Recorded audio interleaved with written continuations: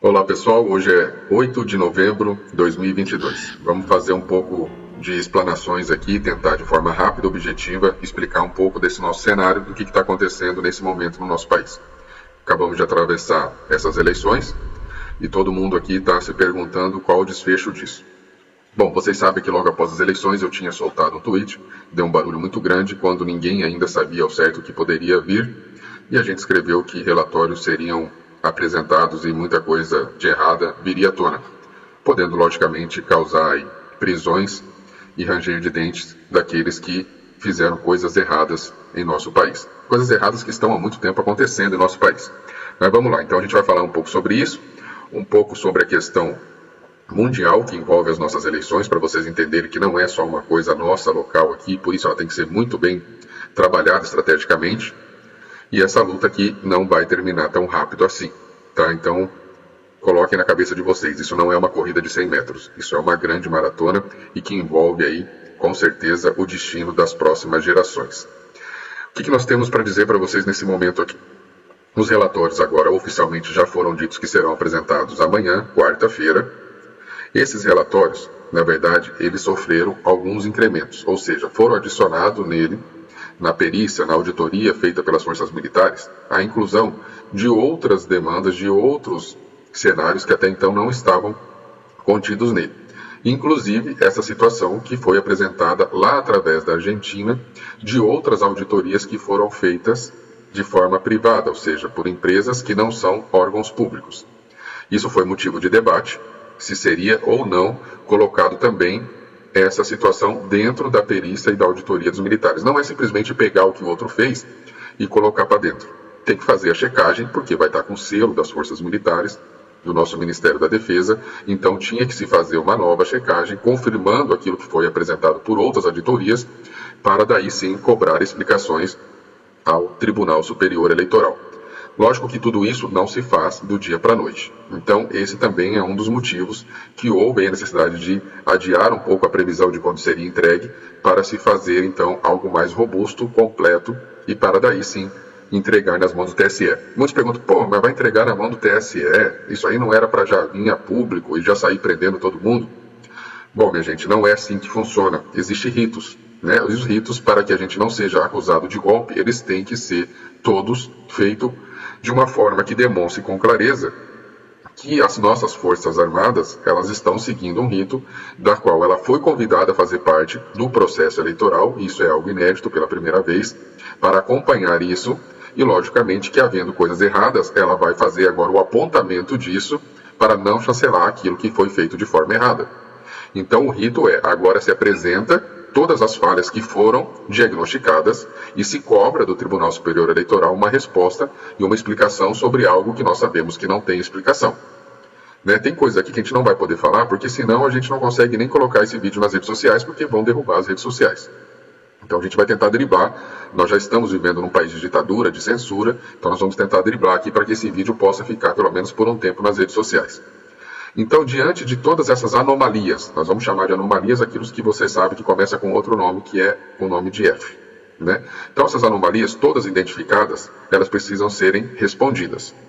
Lógico que a gente sabe que, inclusive, aquelas questões das anomalias das inserções de rádio foram apresentadas, deu mais de 1 milhão de inserções que não foram para o presidente, que deveriam ter ido ao ar e não foram. Ele pegou tudo, jogou para debaixo do tapete e ainda colocou o presidente lá naquele inquérito de fake news e tudo mais, que também é totalmente irregular. Mas, diante agora dessa situação, não é simplesmente pegar a auditoria das forças militares e também jogar para debaixo do tapete. Não dá para fazer isso. Chegou num ponto que não dá para fazer isso. Ele pode tentar fazer isso, mas daí nos dá respaldo para que as Forças Armadas se envolvam ainda mais nesse processo. É um processo que envolve a segurança nacional, e é por conta desse momento que nós estamos vivendo que não dá para se esconder tudo debaixo do tapete. Só que essa guerra ela não é só nossa aqui no Brasil, e é isso que vocês precisam entender. Isso envolve também o que a imprensa e qual é a opinião pública internacional está tendo a respeito do que está acontecendo no Brasil. Todos lá já sabem que a gente está atravessando um momento grave de censura, onde muitas personalidades, influenciadores, políticos, de modo geral, todo mundo que se coloca contra essas pessoas que têm a caneta hoje do STF e do TSE, todos que se colocam contra o sistema eleitoral estão sendo banidas e censuradas das redes sociais, estão sendo impedidas de falar.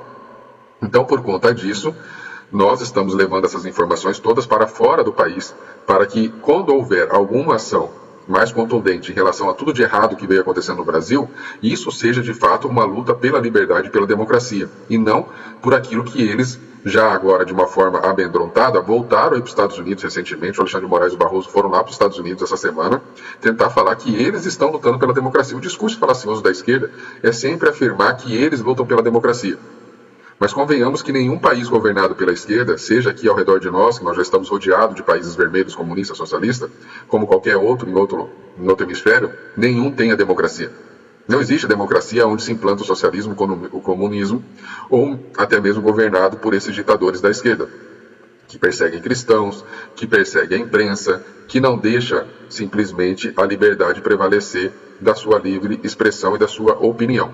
Então, o discurso lá fora, para que não seja um discurso de que a gente aqui deu um golpe para pegar e rejeitar a eleição, e porque a gente aqui é ditador, porque o Bolsonaro é genocida e ditador, está sendo trabalhado na Europa, nos Estados Unidos e até mesmo nos nossos países aqui vizinhos. O que está acontecendo hoje nos Estados Unidos, e esse é um ponto crucial do que a gente precisa conversar aqui, está acontecendo as eleições que troca a Câmara de Deputados. E lá nós já temos, quando eu falo, é que o Partido Republicano, ao qual é aliado nosso aqui dos Verde e Amarelo, porque o Trump é o seu grande líder, já tem nas pesquisas folga suficiente para controlar a Câmara de Deputados. Vai ganhar lá com pelo menos 40 cadeiras a mais para o lado dos republicanos. Isso já muda muito o cenário. E no Senado, que também vai trocar suas cadeiras, que hoje está 50 por 50, está 50 para o lado republicano, 50 para o lado dos democratas, e o voto de Minerva acaba sendo, pela regra deles lá, o voto da vice-presidente da República, que é a Kamala Harris. Ou seja, lá o Senado, nesse momento, é do lado do democrata, que é do lado do Biden, que é contra nós. Então a gente também tem hoje a possibilidade, lá nos Estados Unidos, ter maioria no Senado. Atingindo maioria entre os deputados e entre o Senado, o governo Biden acabou, ele fica refém, porque não consegue passar mais nada, corre o risco de ter um impeachment contra ele. Eu acho que só não vai acontecer porque a vice dele é pior que ele, então ele vai ficar ali nesses 2 últimos anos, ele já é praticamente um presidente fantoche, mas pelo menos o Congresso passa a ser tocado de novo pelos republicanos, e com os republicanos tocando o Congresso americano, cai inclusive uma votação que eles tinham feito lá, que se o presidente Bolsonaro não reconhecesse imediatamente a derrota, que eles viriam com severas sanções e outros tipos de intervenções. Ninguém quer ter os Estados Unidos como inimigo. Né? Eu acho que para daí fazer uma guerra contra o Brasil não seria o caso, talvez não seria o caso, mas lógico que se a gente tiver os Estados Unidos falando a mesma linguagem e o discurso que nós, olha, houve uma fraude no Brasil, o governo está mostrando tudo o que aconteceu de errado lá, e nós vamos dar total apoio porque nós somos pela democracia, e isso que aconteceu lá não é legítimo. Então, lógico, se o Brasil fala isso, os Estados Unidos fala isso para se replicar para o resto do mundo é muito mais fácil. Então é essa a estratégia que está sendo adotada também através dessa eleição americana. A partir de amanhã o cenário passa a ser outro. E lá, quando se vence uma eleição, já se troca na sequência. Não é que nem aqui que demora 2, 3 meses para tomar posse. Lá já é de imediato. Então isso tudo é um cenário internacional que já muda o cenário aqui no Brasil para se fazer o que tem que ser feito. Esse é mais um ponto. Agora nós vamos falar aqui sobre a América do Sul e a América Latina. Qual que será o próximo passo? A partir do momento que a gente comprove as fraudes e que a gente demonstre que essa suposta vitória do bandido, do ladrão, do presidiário não foi verdadeira, não é verídica, eles vão tentar reagir. E não é só eles aqui, o PT no Brasil. Os países que estão em volta do Brasil já se assanham, o presidente da Argentina já veio aqui, todo mundo já quer pôr a mão no cofre do brasileiro, que é o que sustenta toda essa quadrilha ao redor do mundo. O que eles querem com isso? Se eles não conseguirem colocar o Lula na presidência, eles correm risco de eles também perderem as suas presidências. Porque a população, de modo geral, os nossos vizinhos, não apenas vão questionar a legitimidade da presidência deles, porque o sistema, muitas vezes, eleitoral é similar ao nosso, como também o nosso levante popular no Brasil vai inflar com que essas populações comecem também a derrubar os seus. Na Bolívia já aconteceu antes mesmo da nossa situação aqui vier à tona, né? De acontecer o que nós estamos fazendo aqui, que é lindo, colocando verde e amarelo na rua todos os dias, à noite, enfim, 24 horas por dia. Agora, isso vai acontecer na Argentina, isso vai acontecer na Colômbia, no Chile, em todos os países que foram, de alguma forma, a esquerda vencedora e por uma margem muito pequena de voto. Eles passam a não ter mais a legitimidade da confiança do povo. Então, para eles, é crucial que essa nossa suposta vitória aqui não se consolide e que o PT fique no governo aonde ele está. Porque é através do PT aqui que eles conseguem se manter lá. Então vocês entendam que a partir do momento que houver uma guinada aqui no Brasil, que os verde e amarelo conseguirem voltar a dizer nós somos os vencedores porque vocês não jogaram limpo, porque vocês fizeram coisas erradas, a partir daí pode inclusive haver manifestações mais duras de países vizinhos tentando de alguma forma fazer um levante contra o Brasil. Lógico, as nossas forças militares nem se comparam às forças militares estrangeiras, mas os militares aqui têm que ser muito estratégicos, principalmente no que tange às fronteiras, além, é lógico, de um possível conflito dentro do nosso próprio país. Porque o lado de lá daí vai se assanhar, vai querer fazer um monte de coisas erradas, depredação, enfim. Nós não estamos nem perto de concluir essa nossa missão.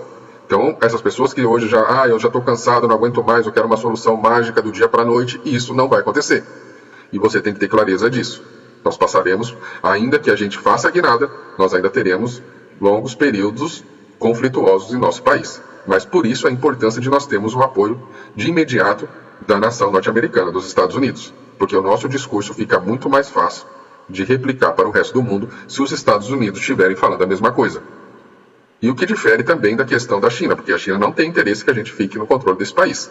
Então pode ter certeza que a China também vai se indignar com outras situações que sejam diferentes do que a vitória do PT aqui. A Rússia já é um caso à parte. A Rússia já é hoje uma das nações que mais tem enfrentado a nova ordem mundial. E essa parte aqui é interessante que você entenda, porque senão você acaba ficando vencido em outras falácias. A nova ordem mundial não está relacionada diretamente a sistema socialista, comunista. A nova ordem mundial são grupos, é aquele 1% que detém a maior riqueza do mundo do que os outros 99%, mas para eles não basta ter essa riqueza acumulada, eles querem o controle total de todas as nações. Seja através de seus bancos centrais, seja através da influência que eles detêm hoje de colocar pessoas-chave no controle das nações. O próprio Biden lá é uma peça-chave da nova ordem mundial colocada pelo grupo dos Soros, que geralmente os Soros, através das suas fundações, patrocina esse tipo de situação, esse levante de líderes que estão na sua cartilha e que vão fazer aquilo que interessa à nova ordem mundial. Então pode ter certeza que a Rússia, enfrentando a nova ordem mundial como ela vem enfrentando, e acabaram pegando a Ucrânia para fazer o campo de guerra e de enfrentamento entre isso e eles, entre a Rússia e a nova ordem mundial, a Rússia não tem interesse que o PT fique no governo do Brasil, porque é uma conexão direta com a nova ordem mundial e não é interessante para a Rússia perder um país continental como o Brasil como possível aliado para determinadas conexões. Não que a gente apoie a Rússia em relação ao que está acontecendo na Ucrânia, mas é que a guerra da Ucrânia com a Rússia tem muito mais a ver com o controle mundial do que apenas a faixa territorial entre eles. Então é complexo. Nossa batalha aqui, eu quero que vocês entendam que ela não é uma batalha apenas local nossa. Está envolvendo, como eu falei para vocês aqui, batalhas que envolvem o mundo todo. E é aí que eu quero que vocês compreendam que isso que está acontecendo aqui é só o começo de um grande levante, que pode e vai gerar uma escalada mundial por onde se contaminar com o levante que nós estamos causando aqui. Quando eu falo, nós brasileiros somos a última trincheira, nós brasileiros seremos o farol da liberdade para o resto do mundo, porque a nossa vitória vai ter o condão de contaminar outras nações para lutarem da mesma forma que nós estamos lutando aqui. Então nós somos o fiel da balança para saber para onde a humanidade vai ou para onde a humanidade declina. E é lógico, eu tenho plena convicção de que nós vamos vencer a nossa batalha, mas eu preciso que você também acredite nisso. Porque eu vejo muitas vezes as pessoas sendo muito negativas. Nas minhas postagens, muita gente às vezes escreve: eu já perdi a confiança, eu não aguento mais, eu acho que isso não vai dar, eu não confio nos militares, eu não confio mais no presidente, ele já começou a transição. Minha gente, nada se resolve num passe de mágica. Tudo são estratégias. Nós estamos no meio de um momento histórico que a humanidade atravessa, travando a nossa batalha, a nossa guerra espiritual e, logicamente, material, porque aqui estamos. E isso não se resolve com passe de mágica. Vocês tendo conhecimento e continuando aguerrido, fazendo o que estão fazendo, pode ter certeza que essa batalha, a vitória será nossa. Eu acho que eu consegui explicar um pouco mais aqui. Não posso prolongar muito, porque senão também depois fica longo e o pessoal não assiste. Mas eu peço que você compartilhe esse vídeo para que mais pessoas estejam esclarecidas e não desistam dessa luta, pois essa luta é o grande divisor de águas para o resto do mundo, e principalmente para nós e nossos filhos e netos que dependem muito da nossa vitória nesse momento. Tá bom? Fiquem com Deus. Foi-se, ó.